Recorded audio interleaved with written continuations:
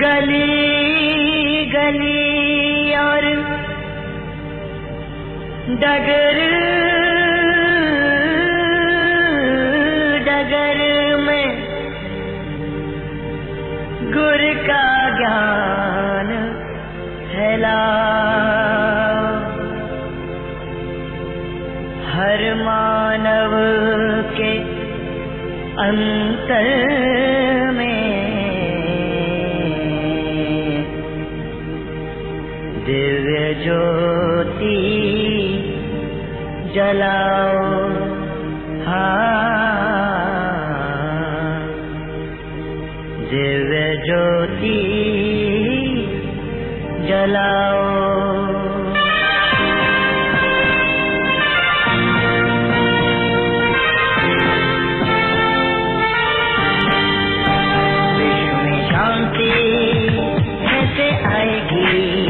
विश्व में शांति कैसे आएगी?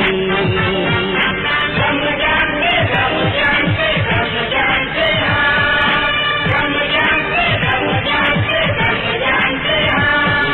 शांति कैसे आएगी? विश्व में शांति कैसे आएगी?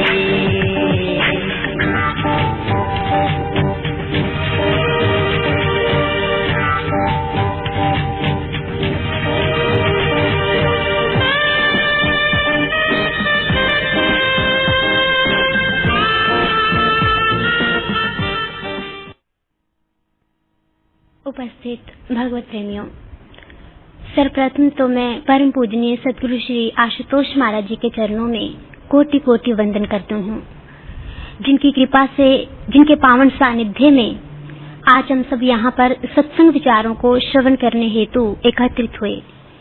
क्योंकि हम देखें, सत्संग विचार जो कि मनुष्य के लिए एक द्वार हुआ करते हैं, एक साधन हुआ करते हैं परमात्मा तक पहुँचने के लिए। और जब भी संसार में ईश्वर की, परमात्मा की चर्चा आती है तो कोई भी धार्मिक ग्रंथ उससे अछूता नहीं रह सकता।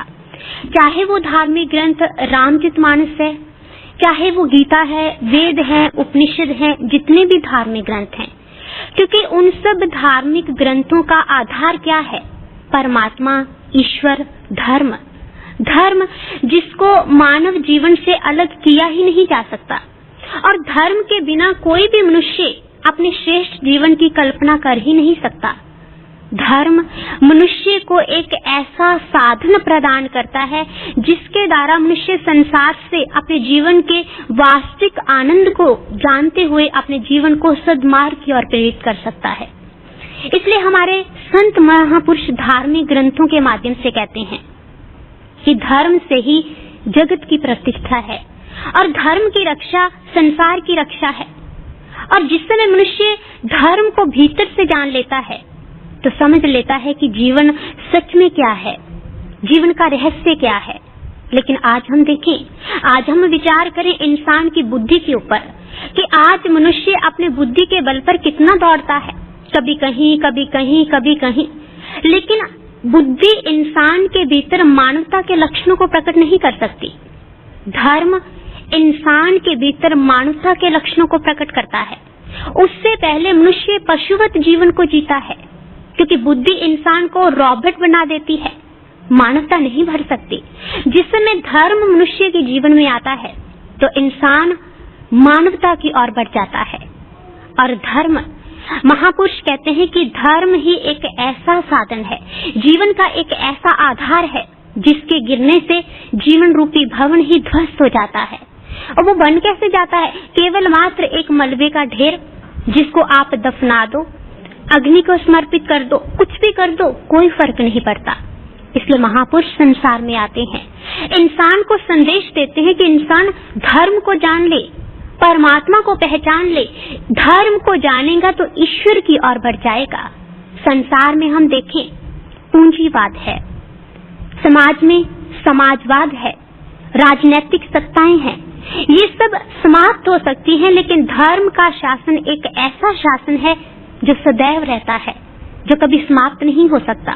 क्योंकि धर्म तो एक खुले आकाश की भांति है, धर्म तो एक सागर की भांति है कोई भी मनुष्य इस धर्म रूपी सागर में डुबकी लगा सकता है और मनुष्य अंतर की गहराई में डूबकर अपने जीवन को स्वच्छ बना सकता है, अपने मन को स्वच्छ बना सकता है और खुले आकाश में उड़ारी लगाकर अपने जीवन को स्वतंत्र भी बना सकता है।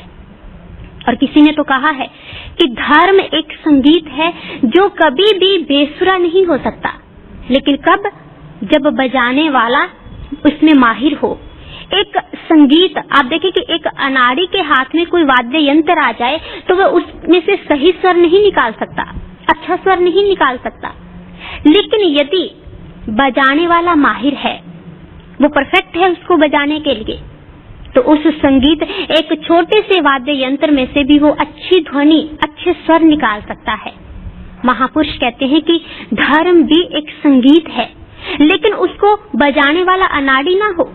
लेकिन संत महापुरुष धार्मिक ग्रंथों के आधार पर बताते हैं कि समय समय पर उस धर्म रूपी संगीत को सिखाने के लिए, उसमें से स्वर लहरियां निकालने के लिए संत महापुरुष अवतरित हुए। भगवान कृष्ण गीता में कहते हैं, अर्जुन को समझाते हुए कहते हैं कि हे अर्जुन, इस संसार में ऐसा कोई समय नहीं था जब मैं नहीं था, इस संसार में ऐसा कोई समय नहीं था जब तू नहीं था, ये राजा लोग नहीं थे। और ये मत भूलना कि आगे आने वाला भी ऐसा कोई समय नहीं होगा जब मैं नहीं रहूंगा, तुम नहीं रहोगे और ये राजा लोग नहीं रहेंगे। मैं भी आता हूँ, तू भी आएगा और ये सब लोग भी आएंगे। ऐसे ही संत कहते हैं कि वो ईश्वर, वो परमात्मा जो अनेकों संतों महापुरुषों के रूप में वो स्वयं अवतरित होकर धर्म रूपी संगीत को बजाने के लिए भी आता है। और अर्जुन जैसे जिज्ञासु भी आते हैं, लेकिन वहां पर कुछ ऐसे लोग भी आते हैं जो धर्म रूपी संगीत को बेसुरा कर देते हैं, जिनको पहचान नहीं कि धर्म रूपी संगीत को बजाना कैसे है। लेकिन पूर्ण संत, पूर्ण महापुरुष जब जीवन में आते हैं तो धर्म रूपी संगीत को बजाकर इंसान के अंतर्घट में वो आनंद प्रकट कर देते हैं। क्योंकि धर्म क्या है?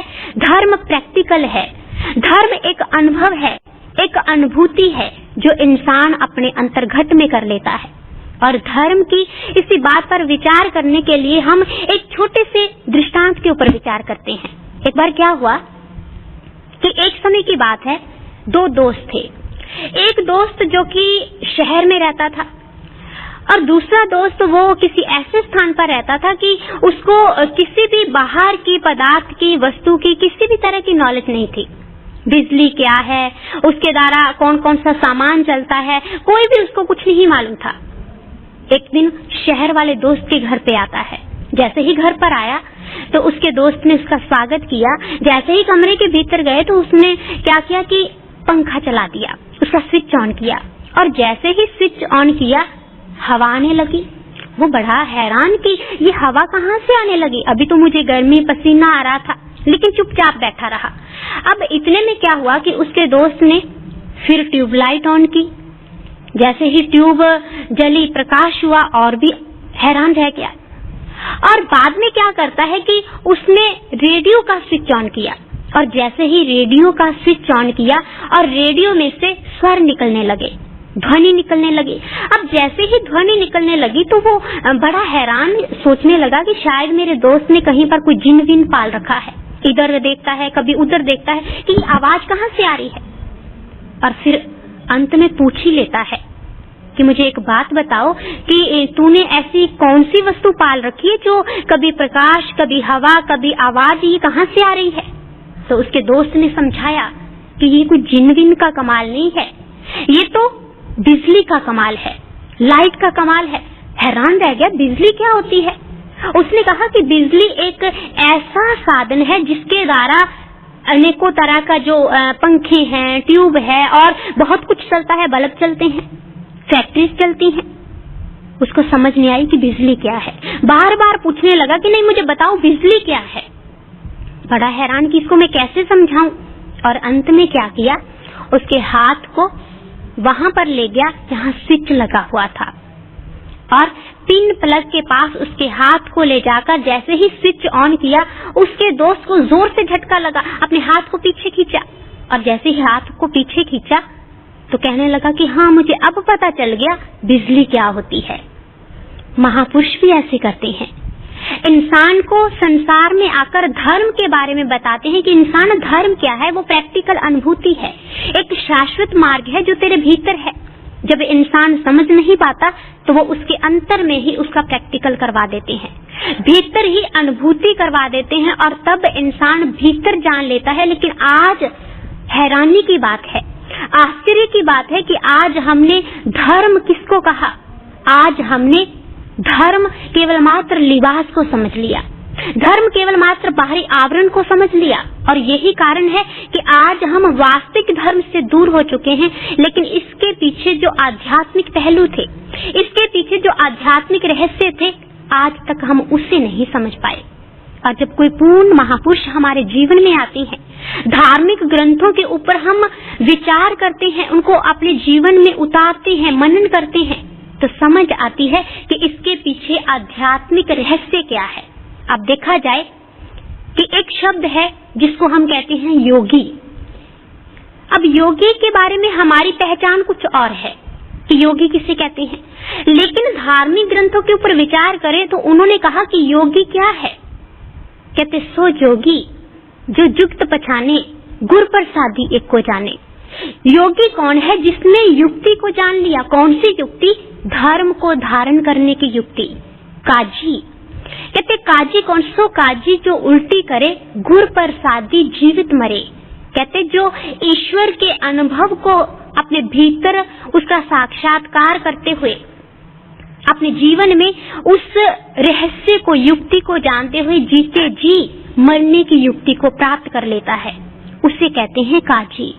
ब्राह्मण सो ब्राह्मण जो ब्रह्म विचारे, गुर प्रसादी एक को जाने।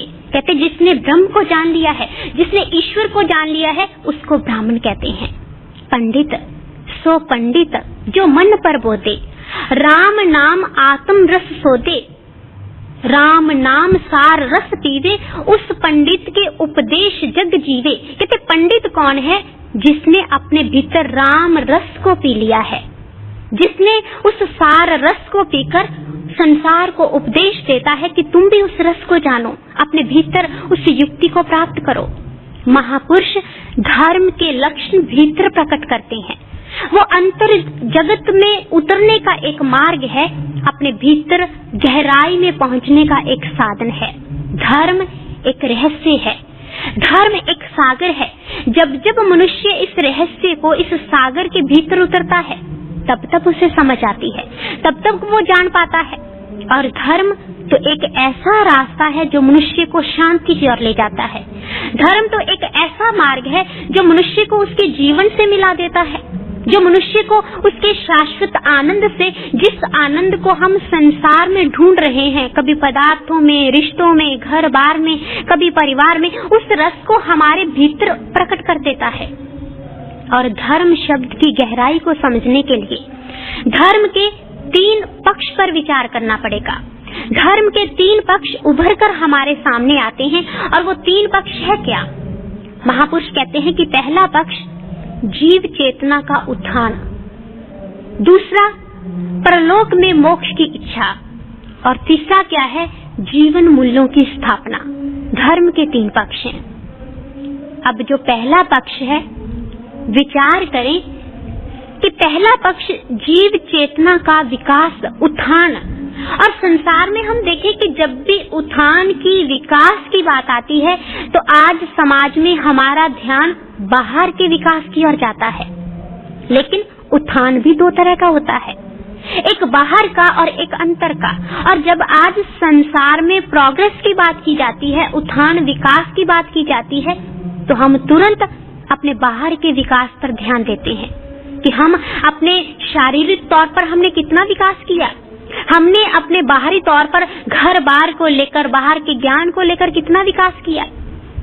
लेकिन महापुरुष कहते हैं एक विकास है अंतर आत्मा का विकास, भीतर का विकास। और जब तक मनुष्य तूने भीतर का विकास नहीं किया, जब तक तूने भीतर उस रहस्य को नहीं जाना, तब तक तेरे जीवन का उद्धार हो ही नहीं सकता, तब तक तू अपने जीवन में उस आनंद तक पहुंच ही नहीं सकता।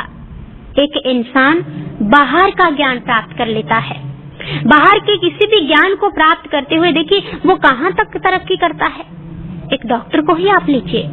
एक डॉक्टर बाहर के ज्ञान पर उसको सीखता है, उसको पढ़ता है, उसको सीखता है, और वो एक इंसान, एक बीमार व्यक्ति की, आप देखिए कि बाहर की उसकी शारीरिक बीमारियों को, उसके बॉडी के पार्ट्स के ऊपर सब विचार करता है, स्टडी करता है और ऑपरेशन भी करता है, उन रोगों को दूर भी करने की चेष्टा करता है।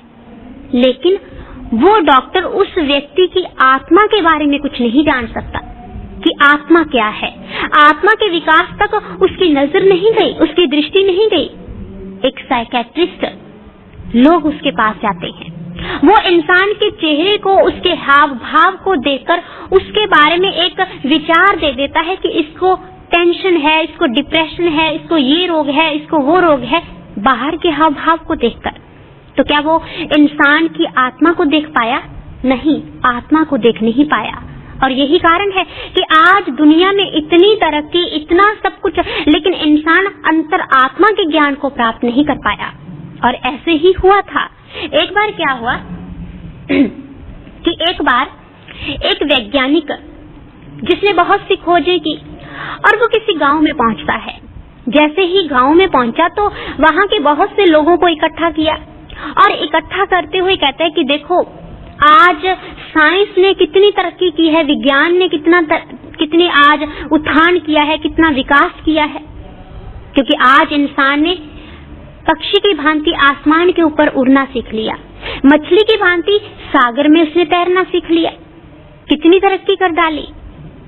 तो लोग भी बड़े सुनकर बड़े प्रसन्न, बड़े हैरान कि सच में इंसान ने आज उड़ना सीख लिया, आज इंसान ने तैरना सीख लिया। तो बड़ी आश्चर्यजनक बात है ये। लेकिन वहां पर एक समझदार, एक धर्म को जानने वाला व्यक्ति वहां पर बैठा हुआ था, वृद्ध व्यक्ति था। उठकर खड़ा हो जाता है और उठकर खड़ा होकर कहता है कि आपने ये तो बता दिया कि आज साइंस ने तरक्की की, विज्ञान ने तरक्की की, बेशक हमने बहुत कुछ सीख लिया, आसमान के ऊपर उड़ना सीख लिया, समुद्र की गहराई को नाप लिया, लेकिन धरती के ऊपर आज हमने रहना नहीं सीखा कि धरती के ऊपर हमने अपने जीवन को कैसे व्यतीत करना है। अभी तक हम उससे नहीं जान पाए। और सच में किसी शायर ने कहा है कि अक्ल बारीक हुई जाती है, रूह तारीक हुई जाती है। कि इंसान जैसे जैसे अपनी बुद्धि के बल पर दौड़ रहा है, उसकी रूह, उसकी आत्मा के ऊपर तो अज्ञानता का पर्दा चढ़ता चला जा रहा है। इंसान, कभी तूने सोचा कि उस पर्दे को कैसे उतारा जाए? तूने कभी विचार किया कि उस पर्दे को उतारने का उपाय क्या है, मार्ग क्या है? आज तक नहीं सोच पाया। और यही कारण है कि बाहर का ज्ञान, बाहर की बुद्धि, बाहर के विचारों पर जीते जीते इंसान बहुत कुछ किए चला जा रहा है, लेकिन अंतर मन की गहराई को नहीं समझ पाया, अंतर आत्मा का विकास नहीं कर पाया। और बाहर की शिक्षा उसे बाहर तक सीमित रखती है, लेकिन एक अंतर आत्मा का ज्ञान है। अंतर आत्मा का ज्ञान उसे अंतर तक ले जाता है, लेकिन बाहर की शिक्षा बहुत बार उसके जीवन को दुविधा में भी डाल देती है, उसके जीवन को एक ऐसे रास्ते पर ले जाती है कि सिवाय पश्चाताप के उसके हाथ में कुछ भी नहीं आता। एक छोटी सी घटना, बेशक ये घटना कल्पित हो सकती है, काल्पनिक हो सकती है, लेकिन इसके पीछे जो रहस्य है, इसके पीछे जो हमने उस विचार को समझे, तो हम बहुत कुछ सीख सकते हैं। एक बार 4 दोस्त कहीं से शिक्षा प्राप्त करते हुए अपने घर वापस लौट रहे थे। और उस जमाने की बात है जब लोग शिक्षा को प्राप्त करने के लिए घरों से बाहर जाया करते थे। चले आ रहे हैं, एक जंगल में से गुजरने लगे तो वहां पर क्या हुआ कि एक व्यक्ति ने देखा, जो दोस्त था, पहला दोस्त, उसने देखा कि वहां पर काफी हड्डियां, अस्थियां काफी पड़ी हुई हैं, एक अजीब जगह जगह पर बिखरी पड़ी हुई हैं। तो पहले दोस्त ने कहा कि मैंने अपने ज्ञान के द्वारा इतनी शक्ति को अर्जित कर लिया कि मैं इसको जोड़ सकता हूँ, एक पिंजर तैयार कर सकता हूँ। उसने जोड़ दिया। दूसरा दोस्त क्या कहता है कि मेरे में इतनी शक्ति है, शिक्षा के बल पर मैंने इतना सब कुछ प्राप्त कर लिया है कि मैं इसके भीतर मांस को भर सकता हूँ, और उसने भी वही किया। तीसरा कहता है कि मैं इसके भीतर रक्त का संचार कर सकता हूँ। और तीसरे दोस्त ने भी अपना कार्य कर दिया। चौथा दोस्त वो सोचने लगा मैं क्यों पीछे रहूं, और चौथे दोस्त ने कहा कि मैं इसके भीतर प्राणों को फूंक सकता हूँ। और जैसे ही प्राणों को फूंका तो वो एक शेर था, और जैसे ही प्राण डाले और वो शेर एकदम गरसा हुआ उन चारों के ऊपर टूट पड़ता है और वहीं पर उनके जीवन लीला को समाप्त कर देता है। बाहर का ज्ञान, बाहर की शिक्षा इंसान को दुविधा में डाल देती है, लेकिन एक ज्ञान है जो अंतर आत्मा का ज्ञान है, ईश्वर का ज्ञान है। और ईश्वर का ज्ञान महापुरुष कहते हैं कि कोई बड़ी बात नहीं है। इंसान आज बाहरी विकास कर रहा है, बाहरी ज्ञान को एकत्रित कर रहा है, लेकिन सबसे बड़ी बात क्या है? तब है जब उसने अंतर आत्मा के ज्ञान को जान लिया है। क्योंकि कोई भी वस्तु जब अपने आधार से जुड़ी रहती है तो वो बहुत बड़ा कार्य कर सकती है। आपने देखा होगा एक छोटी सी नदी जब अपने आधार, अपने स्रोत के साथ जुड़ी रहती है तो छोटे छोटे नालों में पानी पहुंचाती है, और वही नाले पौधों का विकास करते हैं।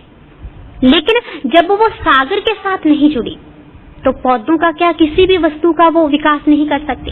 ऐसे इंसान जब अपने आधार से जुड़ा रहता है, अपने भीतर उस अंतर आत्मा के ज्ञान को प्राप्त कर लेता है, तो क्या होता है? अपने जीवन में उच्च लक्ष्य की ओर बढ़ जाता है। और परमात्मा ही जीवन का आधार है, जिसके बारे में कहा है कि ओम पूर्णमतः पूर्णमिदं पूर्णात् पूर्णमुदच्यते पूर्णस्य पूर्णमदाय पूर्णमेवावशिष्यते, कि वो परमात्मा का स्रोत, परमात्मा ही पूर्ण है। सागर को आप देखें, सागर में कितना पानी है, अथाह जल है। उसमें एक बाल्टी पानी की डाल दें, उसमें से निकाल लें, कोई फर्क नहीं पड़ता। परमात्मा का स्रोत भी पूर्ण है। इसलिए संत कहते हैं कि इंसान धर्म रूपी बल को अपने जीवन में धारण कर ले, उस स्रोत के साथ जुड़ जा और अंतर आत्मा का विकास कर ले। क्योंकि धर्म का बल जब इंसान के जीवन में आता है तो क्या होता है? इंसान बंदगी को प्राप्त करता है, सुख चैन को, बंधनों से मुक्त हो जाता है, सुख चैन आनंद को प्राप्त कर लेता है। और जिसके बारे में संत महापुरुष कहते हैं कि जब धर्म रूपी बल इंसान के जीवन से छूट जाता है तो क्या होता है? बल छूटे बंधन पर्यो, कुछ ना होत उपाय, कह नानक अब ओट हरि गज से हो सहाय। कि जब धर्म रूपी बल छूट जाता है तो बंधन पड़ जाते हैं, लेकिन कहते सबका सहारा कौन है? वो आधार, वो स्रोत। और जब उस स्रोत से कोई जुड़ जाता है, उसको पुकारता है गज की भांति, तो ईश्वर भी उसकी रक्षा कर लेता है, ईश्वर भी उसकी ओर दौड़ा चला आता है। और आगे वो कहते हैं कि बल होए बंधन छूटे, सब कुछ हो तो उपाय, नानक सब कुछ तुम्हारे हाथ में, तुम ही हो तो सहाय। कि जब धर्म रूपी बल जीवन में आ जाता है तो सब बंधन छूट जाते हैं। धर्म के बिना इंसान बंधन में है। आज हम और आप बंधन में नहीं है क्या? बंधन में तो है, विचारों का बंधन है, मन का बंधन है, रिश्ते नातों का बंधन है और संसार का बंधन है। तभी तो दुखों में भटक रहे हैं। लेकिन जिस समय धर्म रूपी बल जीवन में आता है तो इंसान बंधन से मुक्त हो जाता है, स्वतंत्र हो जाता है। नानक सब कुछ तुम्हारे हाथ में, कहते सब कुछ उस ईश्वर के हाथ में है, उस परमात्मा के हाथ में है। जब आप देखें कि धर्म रूपी बल जीवन में आया तो वासुदेव के बंधन भी कहते वो टूटने लगे, जेल के दरवाजे खुल गए, ताले टूट गए। किस आधार पर? ईश्वर के बल के आधार पर। संत महापुरुष भी उस धर्म रूपी बल को इंसान के जीवन में प्रकट करने के लिए आते हैं, इंसान के जीवन में जना देने के लिए आते हैं कि धर्म को अपने जीवन में धारण कर लो, धर्म को अपने जीवन में जान लो। और धर्म क्या है? महापुरुष कहते हैं कि जब धर्म रूपी बल जीवन में आ जाता है, किसी संत के माध्यम से, किसी अवतार के माध्यम से, तो इंसान समझ पाता है कि धार्मिक ग्रंथों का रहस्य क्या है। तभी विचार कर पाता है कि जीव चेतना का उत्थान, विकास हम कैसे कर पाते हैं जब अपने अंतर में डूब जाएंगे। और धर्म का दूसरा पक्ष क्या है? धर्म का दूसरा पक्ष है परलोक में मोक्ष की इच्छा। अब विचार करें कि जब मोक्ष की इच्छा की बात आती है तो आज संसार में आप किसी भी व्यक्ति की ओर देखिए, हर व्यक्ति यही चाहता है कि मेरे को मोक्ष मिल जाए, मेरे को मुक्ति मिल जाए, चाहे इस लोक में चाहे उस लोक में। लेकिन विचार करें कि मोक्ष शब्द के ऊपर विचार करें तो जिसका दूसरा अर्थ होता है मुक्ति। मुक्ति मत समझ लेना कि शरीर से, मुक्ति मत समझ लेना कि शायद बाहर के किसी पदार्थ से। सबसे बड़ी मुक्ति क्या है कि अपने मन के विचारों से मुक्त हो जाना। जब मनुष्य मन के विचारों से मुक्त हो जाएगा तो संसार का कोई भी बंधन उसको अपने बंधनों में नहीं बांध सकता। और मोक्ष के लिए, मुक्ति के लिए इंसान को क्या करना पड़ेगा? धर्म की ओर अग्रसर होना पड़ेगा, ईश्वर की ओर अग्रसर होना पड़ेगा। और आज हम क्या करते हैं? आज इंसान क्या करता है? मोक्ष के लिए, मुक्ति के लिए आज इंसान बहुत से प्रयास, बहुत सी कोशिश कर रहा है।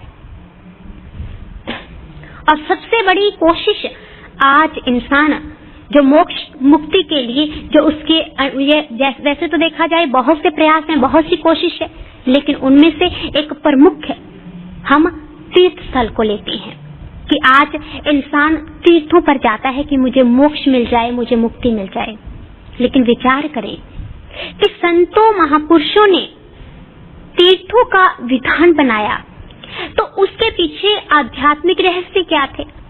महापुरुष आध्यात्मिक रहस्य के द्वारा हमें क्या समझाना चाहते थे? लेकिन आज हैरानी की बात है, आश्चर्य की बात है कि आज हम उनकी वास्तविकता को ना समझकर, उसके अंतर के जो गहन अर्थ को ना समझकर उसको बाहरी तौर पर ही उसका इस्तेमाल करते चले आ रहे हैं। क्यों? क्योंकि विचारों का अंतर है। महापुरुष हमें कुछ और समझाना चाहते हैं लेकिन आज हम उसका अर्थ कुछ और लिए जा रहे हैं। इसी घटना को समझने के लिए एक बार क्या हुआ कि महात्मा बुद्ध अपने बहुत से शिष्यों के पास बैठे हुए थे, बहुत से लोग भी बैठे हुए थे और महात्मा बुद्ध उन्होंने सत्संग सुनाया। तो सत्संग सुनाने के उपरांत कहने लगे कि अब आप जाइए और सभी अपने नित्य कर्म को कीजिए। जब ये कहा तो वहां पर क्या हुआ कि चोर वहां से उठा और चोरी करने के लिए चल पड़ा, वैश्य उठी, वो अपने कार्य के लिए चल पड़ी, कोई और लोग थे वो अपने अपने कार्य के लिए चल पड़े। और आज तक भी बहुत से लोग कहते हैं कि महात्मा बुद्ध ने कहा कि अपने नित्य कर्म को कीजिए, नित्य कार्य को कीजिए, हम भी तो यही कर रहे हैं। लेकिन विचार करने की बात है, समझने की बात है कि महात्मा बुद्ध कहते हैं कि नित्य कर्म कीजिए, लेकिन नित्य कर्म कौन सा है? नित्य कर्म हमारे जीवन में एक ही है और वो क्या है? परमात्मा की भक्ति, ईश्वर की बंदगी। वो ही एक ऐसा कर्म है जो हमारे जीवन को स्वतंत्रता प्रदान कर सकता है, हमारे जीवन को स्थायी सुख प्रदान कर सकता है।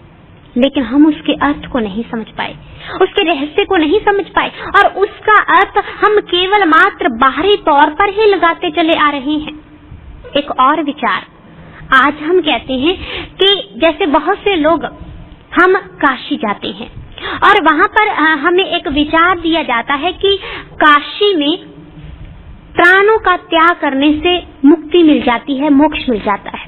बिल्कुल सत्य बात है, लेकिन सोचने की बात है, विचार करने की बात है कि जब संतों ने कहा कि काशी में प्राणों का त्याग करने से मुक्ति मोक्ष मिल जाता है तो कौन सी काशी की बात की? धार्मिक ग्रंथों को उठाकर देखिए, धार्मिक ग्रंथों को पढ़कर देखिए, जिसको केवल मात्र हमने नमन किया, माथा टेका और बस रख दिया, वही धार्मिक ग्रंथ कहते हैं कि किस काशी की बात की गई है? काश्यांतु मरना मुक्ति। कौन सी काशी है? काश्य ब्रह्म तत् प्रकाश श्याम अवस्थाम सा काशी। कौन सी काशी?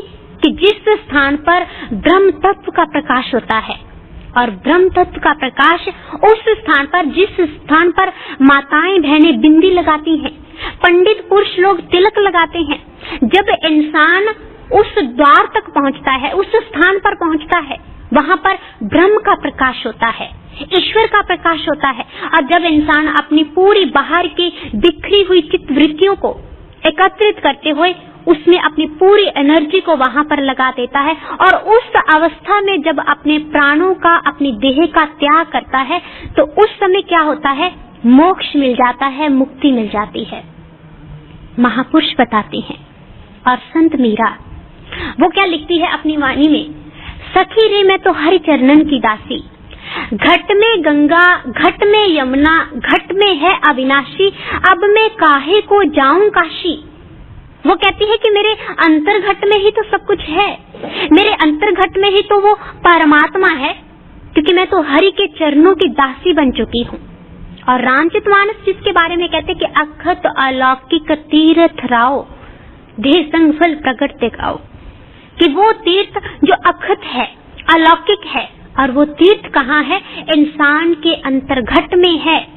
इंसान, तूने स्नान करना है तो अपने अंतर्घट में कर लेना, अपने मन के भीतर स्नान कर लेना, क्योंकि हैरानी की बात है कि आज मन के भीतर अंतर आत्मा का हम स्नान नहीं कर पाए, अपने भीतर के तीर्थ में नहीं उतर पाए, और तब तक बाहर भटकते रहेंगे।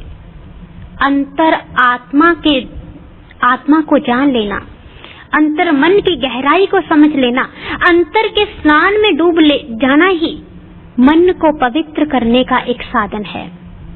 और महापुरुष क्या कहते हैं, तीर्थ नावन जाओ, तीर्थ नाम है, तीर्थ शब्द विचार अंतर ज्ञान है। विचार कर लेना कि सबसे बड़ा तीर्थ कौन सा है, परमात्मा का नाम। तूने उस नाम को नहीं जाना, तूने उस परमात्मा को नहीं जाना, तो जीवन का कोई लाभ नहीं। और महापुरुष तो यहाँ तक कहते हैं कि मन मंदिर तन वेश कलंदर घट ही तीर्थ नामा, एक शब्द मेरे प्राण बसत है बहुत जन्म नावा। किस तीर्थ की बात की गई कि अंतर्घट का वो स्नान है, अंतर मन का वो स्नान है, और अंतर मन के स्नान से तो आज हम बहुत दूर हैं। शांति कैसे मिल सकती है, सुख कैसे मिल सकता है। इसलिए महापुरुष कहते हैं कि अंतर मन में भी तो स्नान कर ले, क्योंकि धार्मिक स्थल कब बने, कोई भी जगह उनकी इम्पोर्टेंस है, लेकिन उसको समझने का विचार होना चाहिए हमारे जीवन में। संत महापुरुष कभी वो द्वापर में, कभी त्रेता में, सतयुग में, कलयुग में समय समय पर आए, और प्रत्येक व्यक्ति को, प्रत्येक मानव को उन्होंने धर्म का उपदेश दिया, और बहुत से लोगों को एक स्थान पर इकट्ठा किया, और इकट्ठा करने के उपरांत वो उपदेश दिए, सत्संग विचार दिए, और जब वो वहां से निकले तो वो स्थान भी पूजनीय बन गया, वो स्थान भी पूजा लायक बन गया। और यही तो कारण है कि आज हम उस जगह पर जाते हैं तो वहां की वाइब्रेशंस हमारे मन को बहुत अच्छा लगता है, हमें शांति मिलती है, क्योंकि उस स्थान पर प्रभाव है धर्म के विचारों का, ईश्वर के विचारों का। और इसलिए वो पूजनीय है क्योंकि संतों ने वहां पर वो आत्मज्ञान लोगों को अंतर्घट में उनके प्रकट कर दिया, वो प्रैक्टिकल ज्ञान दे दिया। इसलिए महापुरुष कहते हैं कि वो ज्ञान, वो नाम जो अक्षय वट की भांति है। अक्षय वट अकबर के समय की बात है कि अकबर के समय उसके राज्य में अक्षयवट था, और अक्षयवट उसके बारे में एक लोगों में एक धारणा प्रचलित थी कि जो भी कोई अपने देह का त्याग इसके नीचे करेगा तो वो सीधा मोक्ष को प्राप्त कर लेगा, परमात्मा के घर में डायरेक्ट पहुंच जाएगा। और बहुत से लोग वहां पर आकर क्या करने लगे कि अपनी देह का, अपने प्राणों का त्याग करने लगे। अकबर को पता चला कि ये तो बहुत ही गलत बात है, ये तो ऐसा नहीं होना चाहिए। और उन्होंने क्या किया कि उसके इर्द गिर्द एक चार दीवारी बना दी गई। अब क्या हुआ कि वहां पर जब चार दीवारी बन गई तो लोग जो पहले आते थे अपने प्राणों का त्याग कर देते थे, अब वो सब कुछ बंद हो गया। अब लोगों के भीतर जो ये धारणा थी, लेकिन धार्मिक ग्रंथ कहते हैं कि अक्षयवट है कि उसके द्वारा कल्याण में हो जाता है, मोक्ष मिल जाता है, मुक्ति मिल जाती। लेकिन सोचें कि अक्षयवट है क्या? अक्षय जिसका क्षय ना हो, जिसकी क्षति ना हो, और जो अचल है, जो स्थिर है, जो कभी बदलता नहीं, और वो क्या है? परमात्मा का नाम है। तभी तो धार्मिक ग्रंथों में आता है कि अक्षयवट अचल निज धर्मा, तीर्थ राज समाज सुकर्मा, कि वो अक्षयवट है कहाँ? इंसान के भीतर है, और उसे अक्षय वट को नारायण की उपमा दी है, प्रकाश की उपमा दी है। नारायण घट घट प्रकाश, वो परमात्मा जो प्रकाश है, वो नारायण जो एक ज्योति है, वो एक लाइट है, वो एक डिवाइन लाइट है। और महापुरुष कहते हैं कि वो हमारे भीतर है, बाहर नहीं है। लेकिन इंसान सदा से ही उसकी आदत है अपनी शारीरिक जरूरतों की पूर्ति बाहर करता आया, और उसे लगता है कि आत्मा की जरूरत इसकी भी पूर्ति बाहर होगी। और यहीं पर इंसान और महापुरुषों के विचारों में एक अंतर हो जाता है, अलग हो जाते हैं कि महापुरुष भीतर की बात करते हैं, हम बाहर जाते हैं। वो आत्मा की ओर बढ़ाना चाहते हैं, हम मन की ओर बढ़ना चाहते हैं। और यही कारण है कि फिर हम महापुरुष आनंद को देते हैं, लेकिन हम क्षणिक सुख की ओर बढ़ जाते हैं। वहीं पर तो गड़बड़ हो जाती है, वहीं पर तो समस्याएं पैदा हो जाती हैं। और जब नारायण को नारायण घट घट प्रकाश, उस नारायण को हम जान लेते हैं अपने अंतर मन में, और जब इंसान नारायण में अंत काल जो नारायण सुमरे, ऐसी चिंता में जो मरे, भदत त्रिलोचन ते नर मुक्ता पीतांबर वाके रिधि बसे। कि जब इंसान उस नारायण में अपने मन को लगाकर प्राणों का त्याग करता है, देह को छोड़ता है, तो मिलती है मुक्ति और मोक्ष। इसलिए संत कहते हैं इंसान विचार कर, इंसान सोच। और आज हम जब धर्म की बात करते हैं तो बहुत से लोग क्या करते हैं कि धर्म के नाम पर बलि देते हैं। और पूछा जाए कि बलि क्यों दी जाती है, तो आगे से हमारे जो बहुत से लोगों की धारणा है कि माँ प्रसन्न हो जाएगी, ईश्वर प्रसन्न हो जाएगा। लेकिन सोचने की बात है कि क्या एक माँ, एक पिता जिसके 2 पुत्र हैं, एक पुत्र की हत्या कर दी जाए दूसरे पुत्र के माध्यम से, तो क्या माँ और पिता प्रसन्न होंगे? कदापि नहीं, प्रसन्न नहीं हो सकते, वो खुश नहीं हो सकते। महापुरुष कहते कि बलि के पीछे भी कुछ आध्यात्मिक रहस्य थे, कुछ आध्यात्मिक पहलू थे, लेकिन आज हम उनको सोच नहीं पा रहे, उनके ऊपर विचार नहीं कर पा रहे। बलि देनी है तो किसकी देनी है, काटना है तो किसको काटना है? अपने मलिन, अपने बुरे विचारों को, अपने बिखर चुकी धारणाओं को, अपने ऐसे हमारे मन के भीतर इतने ऐसे मलिन विचार हैं जो इंसान को इंसान बनने से रोकते चले जा रहे हैं। उन विचारों की आहुति देनी थी, उनकी बलि देनी थी। और जब उनकी बलि दी जाती है तो इंसान सच में इंसान बन जाता है। और इसीलिए हमारे महापुरुष कहते हैं, हमारे संत कहते हैं, अनेकों संत, अरविंदो कहते हैं, वो कहते हैं कि आज मनुष्य को मन और अपने विचारों के द्वारा उसको बदलने की आवश्यकता है। लेकिन मन और विचारों से हम ऐसे ही नहीं बदल सकते, बाहर की धारणाओं के द्वारा। हम कैसे बदल सकते हैं? जब हमारे जीवन में वो शाश्वत ज्ञान प्रकट हो जाएगा, नारायण प्रकट हो जाएगा। और आदि गुरु शंकराचार्य कहते हैं कि तुम चौकन्ने रहो और ध्यान रखो कि तुम्हारे भीतर मलिन विचार ना घुस पाए, तुम्हारे भीतर मलिन विचार ना आ पाए। मलिन विचार कब नहीं आ पाएंगे? जब द्वार पर पहरेदार होगा। पहरेदार कौन है? पहरेदार इंसान का मन होगा जो परमात्मा के साथ जुड़कर बुरे विचारों को पीछे धकेलता चला जाएगा। लेकिन ऐसा कब होगा? जब हम उस शाश्वत नाम के साथ वास्तविक तीर्थ में स्नान कर ले जाएंगे, अंतर आत्मा के साथ जुड़ जाएंगे, अंतर्घट में अपने मन को गहराई के अंतर में उतरकर मन का स्नान कर लेंगे। इसलिए महापुरुष कहते हैं धार्मिक ग्रंथों के माध्यम से कि इंसान अपने भीतर चले जाओ, धार्मिक रहस्य को धर्म के माध्यम से उस रहस्य को, संकेत को अपने जीवन में उतार लो। और धर्म का जो तीसरा पक्ष है, धर्म का तीसरा पक्ष कि मानव मूल्यों की स्थापना। अब हम विचार करें कि धर्म का जो तीसरा पक्ष है कि मानव मूल्यों की स्थापना, तो आज संसार में देखें कि समाज में बहुत सी संस्थाएं हैं, बहुत से विचारक हैं, बहुत से विद्वान हैं जो मानव मूल्यों की स्थापना की बात कर रहे हैं।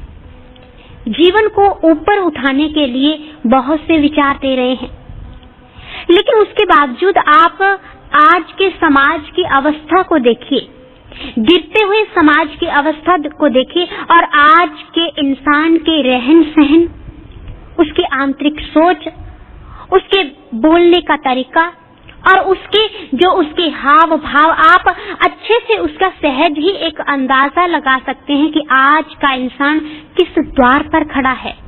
विनाश के द्वार पर खड़ा है और विनाश का द्वार इंसान को कभी भी जीवन की ओर नहीं लेकर जा सकता, विनाश की ओर ही तो लेकर जा रहा है। इसलिए महापुरुष कहते हैं कि जब जीवन मूल्यों की स्थापना की बात आती है तो उसमें हमें बाहर के विचारों की आवश्यकता नहीं, उसके द्वारा हमें बाहर की किसी धारणा की, किसी बहुत से बाहर के विचारों की आवश्यकता नहीं। वहां पर हमें आवश्यकता किस बात की है? आवश्यकता है कि हम सच में इंसान कैसे बन पाएं। इसलिए किसी शायर ने कहा है कि कोई मजहब ऐसा चलाया जाए जिसमें इंसान को इंसान बनाया जाए, कि कोई ऐसा मार्ग मिल जाए, कोई ऐसा रास्ता मिल जाए कि इंसान को इंसान बनाने का, उसको बनने का विचार तो दे दिया जाए कि इंसान तो सच में इंसान कैसे बन सकता है। और आज इंसान सच में इंसान नहीं बन पा रहा, आज इंसान सच में इंसानियत की ओर नहीं बढ़ पा रहा। बाहर दौड़ रहे हैं, बाहर भाग रहे हैं, लेकिन बाहर कुछ भी नहीं मिल पाएगा। इसलिए बड़े बड़े विद्वान भी संसार में आए, बहुत से विचारक भी इस दुनिया में आए और उन्होंने अपने बहुत से अलग अलग विचार दिए, बदलने का प्रयास किया, बदलने की कोशिश की, लेकिन बदल नहीं पाए। क्यों नहीं बदल पाए? क्योंकि उनके पास वो धर्म से, वो ईश्वर से वो दूर रहे। कार्ल मार्क्स को देखें हम, उन्होंने समाज में अपने विचारों को दिया, लोगों के सामने अपने विचारों को रखा और उन विचारों के द्वारा उन्होंने समाज में सुख शांति लाने की एक कोशिश की। लेकिन जब उन्होंने अपने दुनिया के सामने विचार रखे तो उन विचारों में से एक शब्द निकाल दिया जिसको धर्म, ईश्वर, परमात्मा कहते हैं।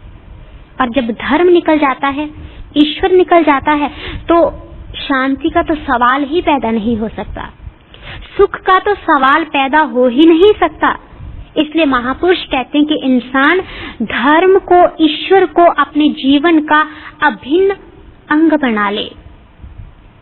इसलिए उन्होंने कहा कि to remake the society first we have to remake ourselves, कि यदि हम समाज को सुधारना चाहते हैं, हम दुनिया में परिवर्तन लाना चाहते हैं, तो सबसे पहले हमें अपने आप को सुधारना होगा, अपने आप को बदलना होगा। जब तक इंसान अपने आप को नहीं बदलेगा तो एक व्यक्ति के द्वारा एक परिवार, एक समाज और एक देश बदल ही नहीं सकता। सबसे पहले तो अपने अंतर को देखना पड़ेगा, अपने भीतर देखना पड़ेगा। एक व्यक्ति, क्या हुआ कि अक्सर छोटी छोटी घटनाएं जो इंसान को बहुत से रहस्य समझा जाती हैं। एक बार क्या हुआ कि एक व्यक्ति कुछ दिनों से उसके घर में जैसे ही वो खाना खाता, कोई भी वस्तु ग्रहण करता, पानी पीता, तो उसके उपरांत उसके पेट में कुछ दर्द सा होने लगता।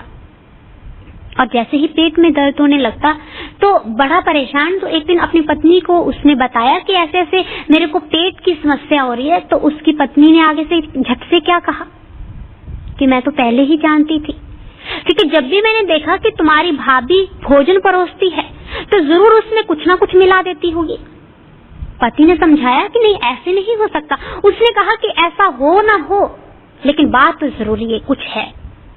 तुम एक काम करना कि जब भी तुम्हारी भाभी भोजन परोसेगी, तुम ऐसे करना कि जो थाली तुम्हारे भाई के आगे आएगी वो थाली तुम खुद खा लेना और अपनी वाली थाली भाई के आगे कर देना। उसने कहा कि ठीक है।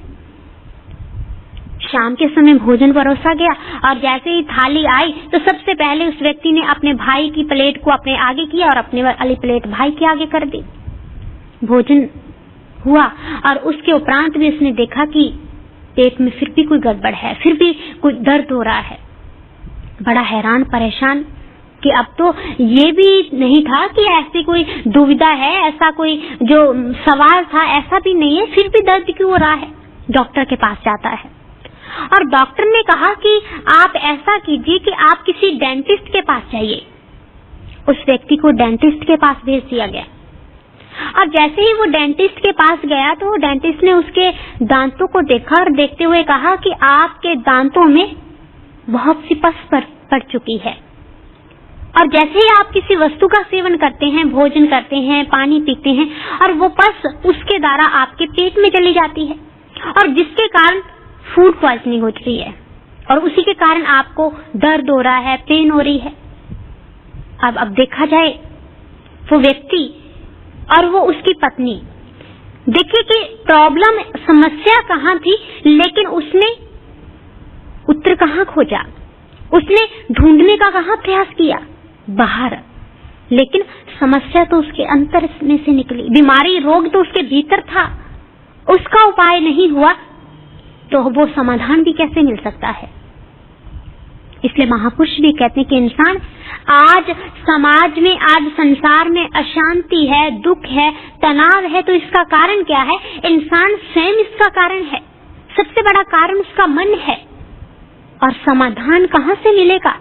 समाधान भी तो घट में ही मिलेगा। जब कोई पूर्ण संत हमारे जीवन में आते हैं, जब कोई पूर्ण महापुरुष हमारे जीवन में आते हैं, तो वो करते क्या है कि धर्म रूपी आईना प्रदान करते हैं। और जब धर्म रूपी आईना हमारे जीवन में आता है, तो हम अपने भीतर के दुर्गुणों को देख पाते हैं, हम अपने भीतर की कमियों को, अपने विकारों को, अपनी बुराइयों को समझ पाते हैं। और तब समझ आती है कि सच में सबसे बड़ी कमी तो हम लोगों के भीतर थी, लेकिन आईने को लेने की जरूरत है, ज्ञान को प्राप्त करने की आवश्यकता है, धर्म को अपने जीवन में धारण करने की आवश्यकता है। और जब वो धर्म रूपी आईना, ईश्वर रूपी आईना हमारे जीवन में आता है, तभी समझ आ पाती है कि सच में हम अपने चेहरे को देख पाते हैं। जैसे कोई व्यक्ति है, उसके चेहरे पर बहुत से दाग हैं, धब्बे हैं, लेकिन आईना जब तक उसके सामने नहीं आया, उसको अपना चेहरा स्पष्ट नहीं दिखाई दे सकता। जब वो आईने के सामने गया, तभी तो उसे समझ आएगी कि वाकई ही मेरा चेहरा कितना मलिन है, इसके ऊपर कितने दाग हैं, धब्बे, आईने ने ही तो दिखाया। ऐसे ही ईश्वर का ज्ञान भी एक आईना हुआ करता है, धर्म भी एक आईना हुआ करता है। जब धर्म रूपी आईना हमारे जीवन में आता है, तो हमें अपने अंतर मन का पता चल जाता है, अपने अंतर मन की बुराइयां, अंतर मन के ऊपर जो आवरण, अंतर मन के मलिन विचार, इन सब की जानकारी मिल जाती है। और कैसे हमने ज्ञान के द्वारा, ईश्वर के अनुभव के द्वारा, कैसे उसकी साधना सुमरन के द्वारा, कैसे इन बुराइयों को, इस मलिनता को कैसे हमने दूर करना है, तभी हो सकता है। संत महापुरुष, चाहे भगवान राम थे, चाहे भगवान कृष्ण, गुरु साहिबान, जितने भी महापुरुष संसार में आए, तो उन्होंने प्रत्येक व्यक्ति को जब संदेश दिया धर्म का, ईश्वर का, तो वो प्रत्येक व्यक्ति को आईना दे देना चाहते थे, ज्ञान दे देना चाहते थे। और उस ज्ञान के द्वारा, उस आईने के द्वारा हम अपने भीतर के स्वरूप को देखकर, अपने विचारों को जो बाहर की ओर बिखर रहे हैं, उन विचारों को एकाग्र करने के तरीके को प्राप्त करते हुए, हम अपने अंतर मन के उस दुविधा को समाप्त करते हुए सुख और शांति की ओर बढ़कर समाज में एकता की स्थापना कर सकते हैं। श्री गुरु तेग बहादुर जी, वो भी संसार में आए, उन्होंने भी संसार के लोगों को धर्म का उपदेश दिया, समाज के लोगों को उस ज्ञान का उपदेश दिया, धर्म के राह पर लोगों को चला देना चाहा। लेकिन क्या हुआ, उस समय जब उन्होंने धर्म का उपदेश संसार के लोगों को दिया, तो उस समय की भी जो हाकिम जाति थी, वहां का जो राजे थे, महाराजे थे, जो वहां का समाज था, जो अपनी धारणाओं में इतना डूबा पड़ा था कि उन्होंने उनके विचारों को सुनकर भी अनसुना कर दिया और लोगों को केवल मात्र यही कहा कि ये तो अलग मार्ग है, ये तो अलग रास्ता है, लोगों को भी भड़का दिया। लेकिन जो धर्म के मार्ग पर उतर चुके हैं, जो समाज को शांति का उपदेश देना चाहते हैं, जो ईश्वर का रास्ता देना चाहते हैं, वो इस राह पर चलते चले जाते हैं। समाज उनका विरोध करता है, दुनिया उनको बहुत कुछ कहती है, लेकिन वो जिस उद्देश्य को लेकर आते हैं, उस उद्देश्य की पूर्ति करते हुए ही समाज से जाते हैं, उस उद्देश्य से लोगों को भी जोड़कर ही जाते हैं। तभी तो उनको औरंगजेब ने भी कहा था कहते कि मैंने देखा कि समाज में लोगों को एक आप भी करना चाहते हो और मैं भी करना चाहता हूँ, तो क्यों ना हम दोनों ही मिल जाएं। तो आगे से गुरु साहिबान ने क्या कहा, उन्होंने कहा कि समाज को एक मैं भी करना चाहता हूँ, तुम भी करना चाहते हो, लेकिन हम दोनों के रास्ते एक हैं। तुम लोगों को पाप और अत्याचार के मार्ग पर एक करना चाहते हो, लेकिन मैं उनको धर्म के, ईश्वर के मार्ग पर एक करना चाहता हूँ। मैं उनको शांति का पाठ पढ़ाना चाहता हूँ, लेकिन तुम तो उनको अशांति के पथ पर लिए जा रहे हो, तुम तो उनको दुविधा के मार्ग पर लिए जा रहे हो। इसलिए हमारा और तुम्हारा मार्ग एक नहीं हो सकता, क्योंकि मैं उनके अंतर्घट में उस ईश्वर के अनुभव को प्रकट करना चाहता हूँ, और उस अनुभव के द्वारा, उस ज्ञान के द्वारा, उस